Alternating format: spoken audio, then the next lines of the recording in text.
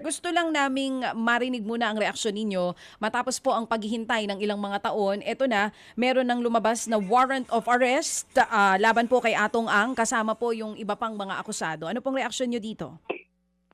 Bali po masayang-masaya po kami, lalo-lalo na po ang mga pamilya ko po dahil ito na po yung matagal namin pinakahihintay na talagang magkaroon po ng warrant of arrest si Mr. AA at saka mga gumawa sa aming pamilya nawawala na sa Missing Sabongeros. Talaga pong ito na po yung pinagdarasal namin, ito na po yung simula, sana po magtuloy-tuloy na at sana po talagang mahuli na po si Mr. Atong Ang. Okay, sana magtuloy-tuloy na. Ito ay simula pa lang. Sir, gusto ko lang malaman, nung po bang lumabas sa mga balita na may arrest warrant, na-inform na po ba yung pamilya ng mga sabungero bago pa man ito ilabas sa balita?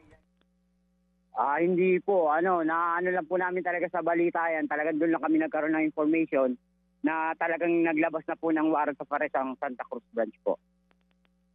Ito pong development na ito, malamang nakakausap nyo rin po yung ibang pamilya ng ibang mga sabungero. Pakiramdam nyo po ba talaga nagkakaroon na ng konting pag-asa kahit papano?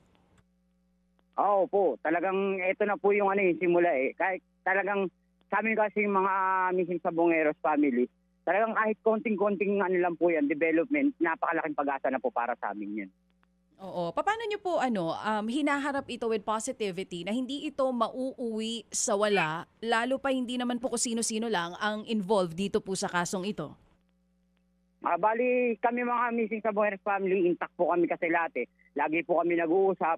At saka pagka halimbawa meron po kahit konting-konting nga pong information about sa Missing Sabongeros, talaga pong nagkakaisa kami, talagang pinagtutuunan po namin ng pansin yung mga kahit konting information lang po. So, mahirap para sa amin kasi hindi naman po sino lang yung kalaban. Pero hindi po kami nawawalan ng pag-asa kasi po lahat naman po ng bagay merong katapat yan Kahit na gaano kataas o karaming pera ang kalaban, matatapatan po nandiyan naman po si Lord para sa amin. Mga kapatid, brothers and sisters, saan ka pa? Dito na tayo sa totoo. Dito na tayo sa True FM. Mga kapatid, mag-subscribe and follow po kayo sa social media accounts ng True Network PH. Yan po kami, hanapin nyo lang True Network PH, Facebook, Instagram, YouTube, TikTok, and podcast.